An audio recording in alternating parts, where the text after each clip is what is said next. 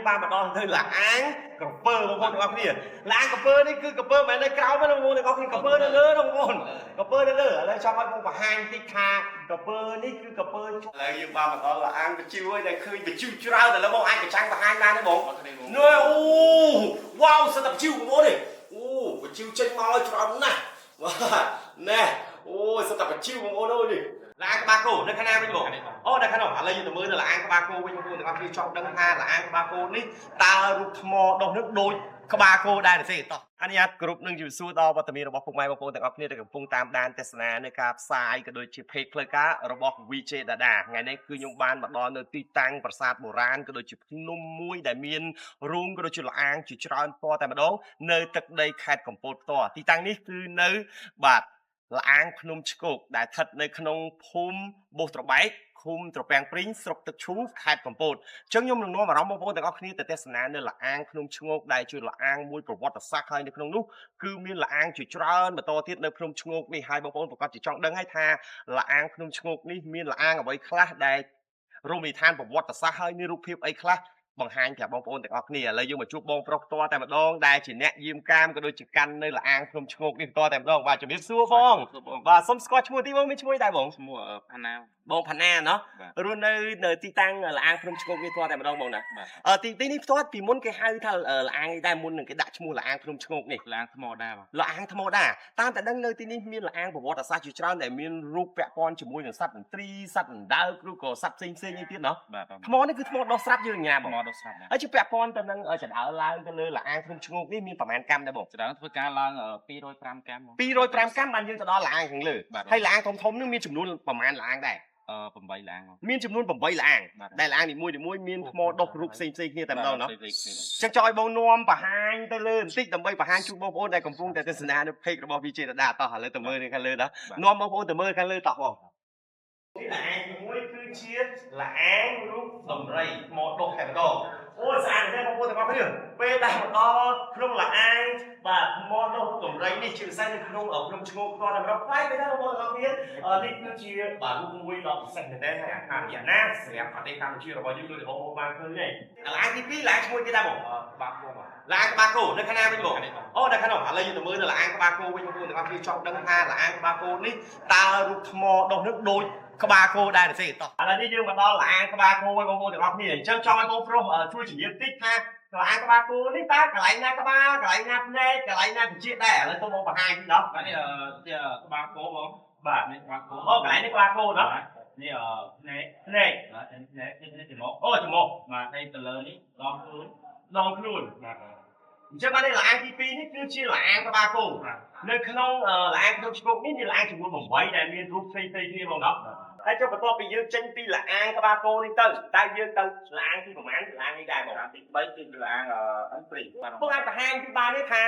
លាអាងអន្ត្រីនេះកន្លែងណាក្បាលអន្ត្រីកន្លែងណាស្លាបអន្ត្រីកន្លែងណាចំពោះអន្ត្រីកន្លែងណាខ្លួនអន្ត្រីបងមិនទេទៅមើលផ្ទាល់មក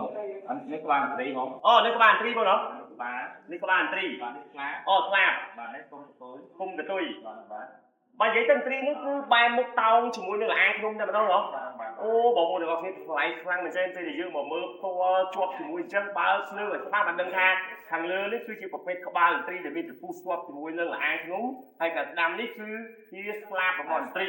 ហើយខាងក្រោមនេះគឺជាទូខ្លួនរបស់អន្ត្រីអូថ្លៃខ្លាំងមែនទែនបងប្អូនទាំងអស់គ្នាគិតទៅបាទរូបនិធានប្រវត្តិសាស្ត្រនៅប្រទេសកម្ពុជារបស់យើងគឺមិនធម្មតាមែនប្រវត្តិសាស្ត្រគឺថ្លៃខ្លាំងមែនទែនជាមួយនឹងលាអាងភ្នំឆ្កោកដែលមានរូបចំណាក់ជាច្រើននៅទីនេះឥឡូវបន្ទាប់ពីយើងចេញពីលាអាងថ្មអន្ត្រីយើងទៅលាអាងណាមួយទៀតបងលាអាង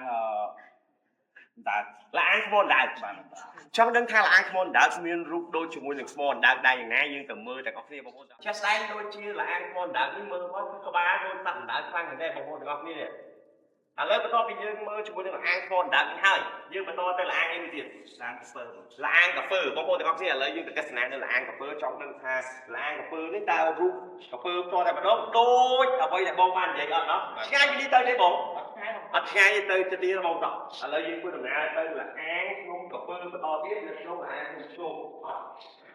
ឥឡូវនេះគ្រាន់តែយើងធ្វើដំណើរមកតាមបន្តិចពីលាងបាធនដែរគឺយើងបានមកដល់ទៅលាងក្រពើបងប្អូនទាំងអស់គ្នាលាងក្រពើនេះគឺក្រពើមិនមែននៅក្រៅទេបងប្អូនទាំងអស់គ្នាក្រពើនៅលើបងប្អូនក្រពើនៅលើឥឡូវចង់ឲ្យបងបង្ហាញតិចថាក្រពើនេះគឺក្រពើជាប់ជាមួយនឹងលាងភ្នំឈ្ងោកនេះតើកន្លែងណាកតុយកន្លែងណាក្បាលដែរបងបានទេបងអូនេះដងខ្លួននេះដងខ្លួនក្រពើបងដងខ្លួននេះខាងនេះជើងអូជើងបាទខាងនេះកតុយអូកតុយចូលមកក្រៅដូចមែនទេបងប្អូនទាំងអស់គ្នាបាទមើលមកដូចខ្លាំងមែនទេជាមួយនឹងរូបភាពក្រពើដែលកំពុងទៅតោងជាប់បាទលាងភ្នំតែម្ដងកតុយទៅខាងក្រៅដូចណាបងប្អូនដូចមែនទេបាទដូចក្រពើតែម្ដងហើយតួខ្លួននេះកោងមកណាហើយខាងស្ដាំនេះដៃក្រពើខាងស្ដាំបន្ទាប់មកក្បាលយើងបាត់ទៅក្នុងយើងមើលច្បាស់ណាអូបាទដូចខ្លាំងមែនទេបងប្អូនទាំងអស់គ្នាគឺលាងក្រពើនេះគឺដូចខ្ញុំចាប់អារម្មណ៍ទៅលើកតុយក៏ដូចជាទូខ្លួនក្រពើនោះតតែម្ដងអូដូចខ្លាំងមែនទេនេះគឺជារឿងអច្ឆរិយៈមួយនៅលាងក្នុងឈ្ងោកតតែម្ដងប្លែកខ្លាំងមែនទេជួបមកតែម្លាងទេគឺយើងបានឃើញនៅរូបមកដុសជាច្រើនពាក់ព័ន្ធជាមួយនឹងរូបលាងក្រពើលាងដើកលាងក្បាលគោលាងដំរីហើយនឹងលាងអន្ត្រីបាទខ្លាំងប្លែកខ្លាំងមែនទេបងប្អូនទាំងអស់គ្នាគឺរូបមកដូចខ្លាំងមែនទេជាពិសេសគឺរូបលាងក្នុងក្រពើនេះបងប្អូនទាំងអស់គ្នាលាងក្រពើនេះក៏គួយគឺដូចខ្លាំងហើយជាមួយនឹងតួខ្លួនតតែម្ដងអមអោបជាប់ជាមួយនឹងជាងភ្នំតតែម្ដងចេញពីលាងក្រពើនេះតើទៅលាងអីមួយទៀតបងអូលាងក្បាលជ្រូក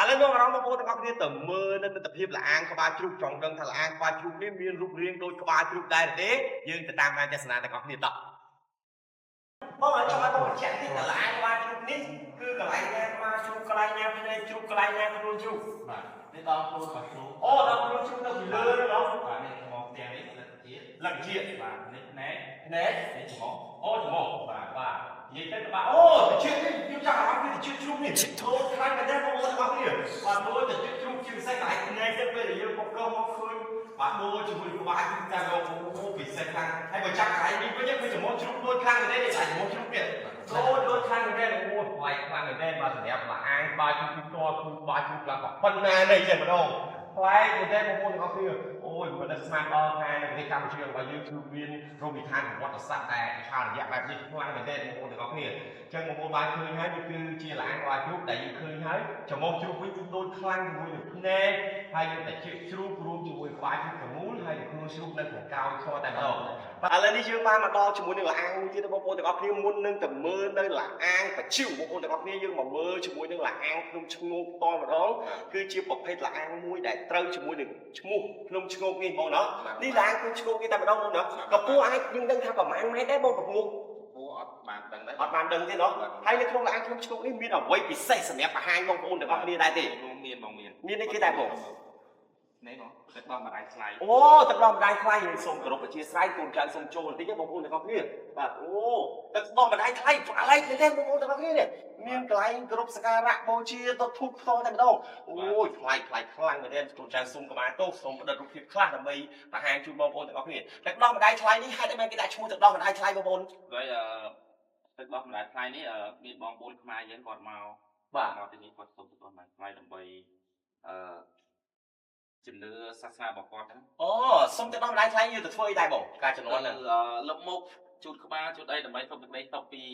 ីប្រាសាទអូពីប្រាសាទនៅទៅដល់ម្ដាយថ្លៃនេះផ្ទាល់តែម្ដងហើយមើលទៅធ្លាក់ទឹកដោះហ្នឹងមកពីតាមណាតាមនេះដែរបងអាចតាមនេះបងអូតាមពីលើនេះតតែម្ដងអាចប៉ះបានទេបងអាចប៉ះបានទេអូយើងធ្លាក់មកពីលើនេះចូលមកក្នុងនេះ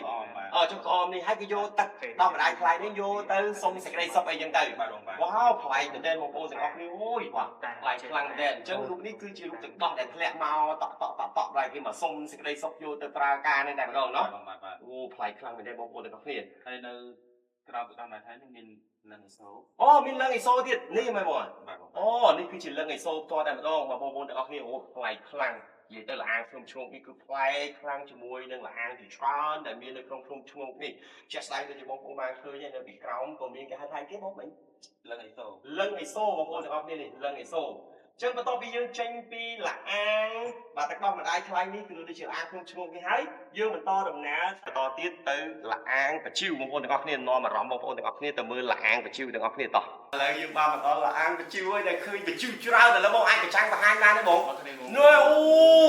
ូវ៉ាវសិតតែបច្ជិវបងប្អូននេះអូបច្ជិវចេញមកឲ្យច្រើនណាស់បាទណែអូសិតតែបច្ជិវបងប្អូនអើយនេះណែប chiu sắt ta chiu ở đây nhưng mà mơ bạch chiu tròn lăng ở đây một môn được không đi bà chiu tròn bà tròn người ta chặt đào hào trên mau bà đào một môn được không đi ô tròn này áp chiu đi tranh bị rung nó mau của mán thì châu mau của mán bộ đương nhiên nó còn là smart net vì châu có đi khơi bị chiu tròn này mà đâu này còn pung cả hào pung nâng tay vào đâu ô bị sai bên tay một môn được không đi bà là ăn không chung đi cứ miên bà là ăn chỉ trơn sẽ gặp hai một môn các này trong một môn để trong mà lên nữa là ăn không chung đi to là ăn mà mơ ban nơi tập thiêu là ăn chỉ trơn để miên rư một bọt là sát cái con chỉ muốn một đốt rồi chia là ăn và chiêu đi to ô trơn nặng chiêu một môn các này lấy cái to bây giờ chân đi là ăn và chiêu đi trên thời gian nào đi bộ trên thời từ trên cái không ôi đã trên cái cài bây giờ lấy những chặt đang khui đồng ná trên cái cành cài bên tỏ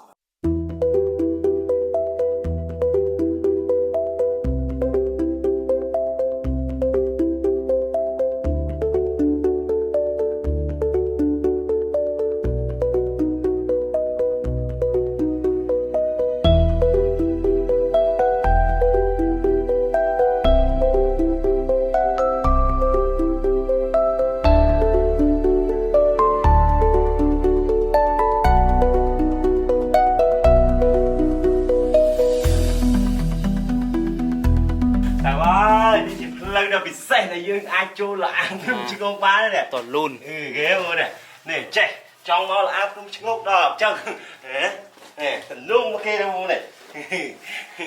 tranh mà đó cho ăn cay thôi mà to bị dương bán mưa nữa là ăn chỉ trơn nữa là ăn không chứ ngốc thì bật chỉ sẽ khăng người ta hay ở con bông pro khăng người ta là bán ngon nhom mà mưa nữa tập tiếp được không là ăn không chứ ngốc đây là miên là ăn một bông chỉ trơn ở con to này mà đó một con này ăn cái này ở con bông pro hay ở con bông này ăn cái này là bán mưa nơi video này to trên complete mà control nơi room than vật là sắc bộ rán khai rồi bao dương cứ thật nữa là ăn không chứ ngốc nơi tất đây khai compose trong một bộ ảnh mưa Google Maps đặtใน crown caption video នេះតតែម្ដងជាងអរគុណបងតតែម្ដងអរគុណបងប្អូនទាំងអស់គ្នាដែលបានតាមដានទស្សនានៅវីដេអូនេះយើងនឹងជួបគ្នានៅវីដេអូក្រោយបន្តទៀតជម្រាបលាបាយបាយ